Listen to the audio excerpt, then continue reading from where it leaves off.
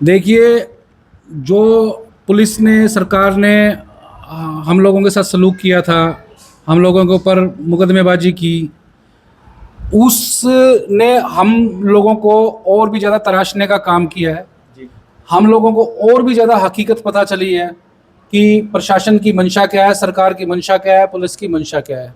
और हम और भी बेहतर तरीके से अपने समाज की आवाज़ और भी ज़्यादा तेज़ आवाज़ में समाज के साथ रखने का काम करेंगे।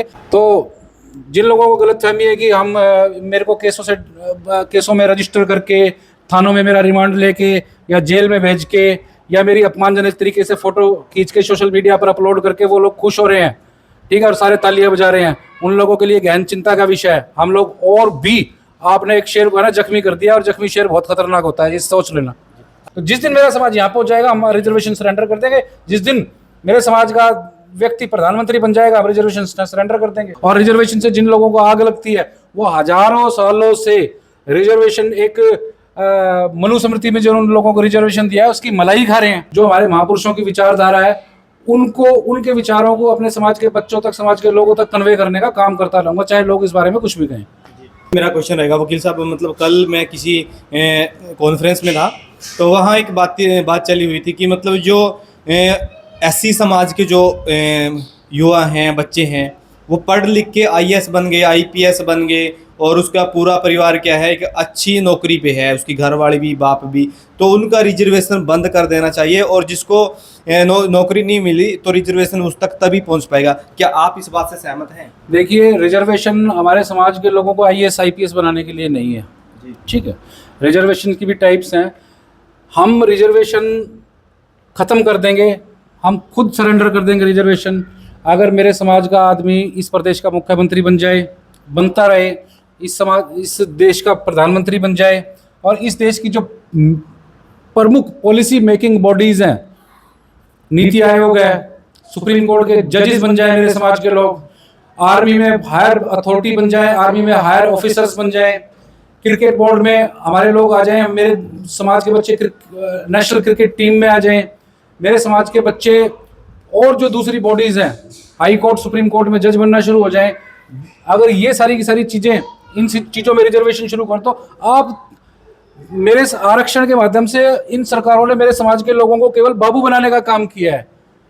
लेकिन जहां पर डिसीजन टेकिंग पावर्स जो बॉडीज हैं, वहां पर तो हम लोगों को पहुंचने ही नहीं दिया गया। हम सुप्रीम कोर्ट में नहीं है, हाई कोर्ट में नहीं है, हम कैबिनेट सेक्रेटरीज नहीं है, हम आर्मी में ब्रिगेडियर जनरल ये नहीं है, हम स्पोर्ट्स में कहीं नहीं है, हमको आगे जाने ही नहीं दिया जाता, पीछे खींच लिया जाता है।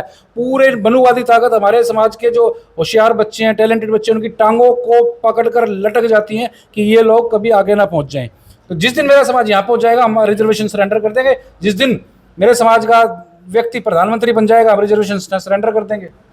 तो रिजर्वेशन का अल्टीमेट मोटिव क्या था? यही था। हमने कोई क्लर्क बनने के लिए, फॉर ग्रुप डी की नौकरी के लिए, या एचसीएस बनने के लिए रिजर्वेशन थोड़ी है।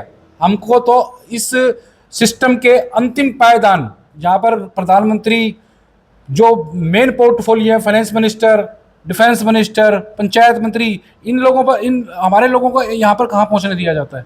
आपका तो एससी कम्युनिटी का एक मंत्रालय फिक्स कर रखा है, सोशल जस्टिस एंड एम्पावरमेंट, ठीक है, और हमको इस डिपार्टमेंट से पीछा छुड़ाकर और प्रधानमंत्री के पद तक जाना है, प्रदेशों के मुख्यमंत्री तक जाना है।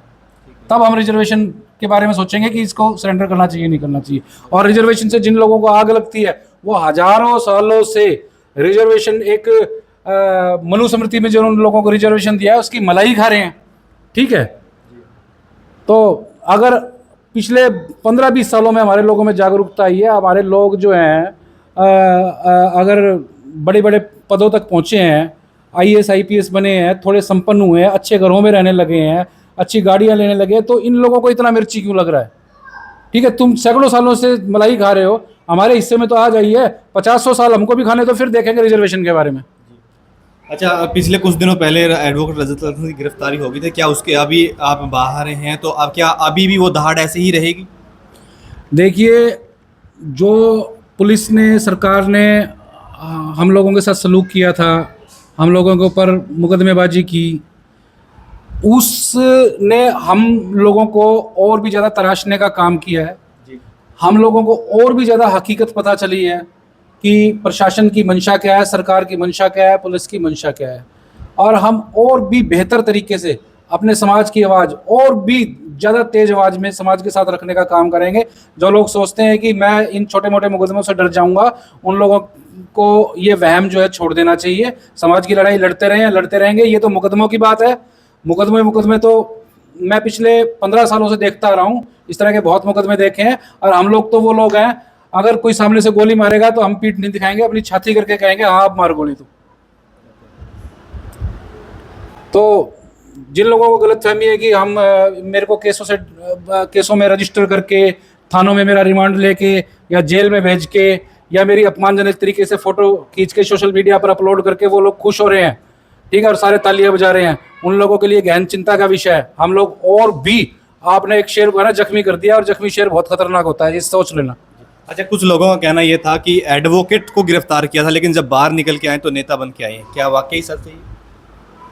मैं तो भाई साहब जिस टाइम इस धरती पे आया था ना, पैदा हुआ था, उस टाइम मैं एक लीडर के तौर पे पैदा हुआ था, और मरूंगा तो भी लीडर के तौर पे मरूंगा, क्योंकि मेरा जो डीएनए, मेरा खून है, उन्होंने हमेशा समाज को रास्ता दिखाने का काम किया है, समाज की मदद करने का काम किया है। और जो समाज की मदद करने का काम करता है वो जन्मजात लीडर होता है, जन्मजात नेता होता है। इसके लिए मेरे को कहीं से किसी के सर्टिफिकेट की या ट्रेनिंग की जरूरत नहीं है।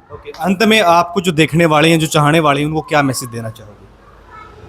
देखिए, क्योंकि हमारा इंटरव्यू जो है लाइब्रेरी से शुरू हुआ था, सबसे पहले तो मैं इसी चीज़ पे फोकस करूंगा कि अपने बच्चों को ज़्यादा से ज़्यादा जो अपडेटेड एजुकेशन है, मॉडर्न एजुकेशन है, टेक्निकल एजुकेशन है, और job oriented, profession oriented education की तरफ लेके आएँ, ठीक है। और एजुकेशन लेने का मतलब ये तो है कि आप लोग संपन्न हो जाएंगे, आप लोग अपने पैरों पे खड़े हो जाएंगे, लेकिन उस एजुकेशन को हासिल करके जो आपने बाबा साहब की मदद से एजुकेशन ली है, बाबा साहब के कॉन्स्टिट्यूशन की मदद से एजुकेशन ली है, उस एजुकेशन का फ़ायदा समाज को भी मिले, ये भी आपकी जिम्मेदारी बनती है। और जो मेरे समाज के लोग हायर एजुकेशन प्राप्त करके आज बहुत बड़े बड़े अधिकारी बने हैं, उन लोगों को नहीं भूलना चाहिए कि वो सारे की सारे जो पद हैं, मलाई है, कोठी, बंगला, गाड़ी और जो सेवक उनको मिले हैं, बाबा साहब की वजह से मिले हैं। और बाबा साहब का अल्टीमेट मोटिव था कि समाज के अंतिम पंक्ति तक जो हमारे गरीब लोग खड़े हैं, उन तक आरक्षण का फ़ायदा पहुँचे। तो ये हमारे समाज के पढ़े लिखे लोगों की जिम्मेदारी बनती है, ऑफिसर्स की जिम्मेदारी बनती है कि दूसरी कम्युनिटी के लोग जब अच्छे पदों पर है और अपने समाज की सेवा कर रहे हैं, तो आप लोग डरे नहीं, आप भी अपने लोगों की खुलकर मदद करें और समाज आपके साथ खड़ा रहेगा। ठीक है सर, बहुत बहुत धन्यवाद। Thank you very much. तो ये थे हमारे साथ में एडवोकेट रतन कलसन जी। और जैसे कि आपने पूरी बातें सुनी, और लाइब्रेरी की जहाँ तक बात है, अगर आप भी चाहते हैं कि भी एक समाज शिक्षित हो, आपके बच्चे पढ़े लिखें, तो शिक्षा शेरनी का वो दूध है जो पिएगा वो दहाड़ेगा। अगर आपके भी गांव में चौपाल खाली हैं तो उनको लाइब्रेरी में ज़रूर कन्वर्ट कर दीजिए, क्योंकि चौपाल काम नहीं आएगी, लाइब्रेरी काम आएगी और शिक्षा काम आएगी। यही आपको एक कामयाबी के रास्ते तक लेके जाएगी। तो फिलहाल के लिए इतना ही, मिलते हैं नेक्स्ट वीडियो में। तब तक के लिए नमस्ते, प्रणाम।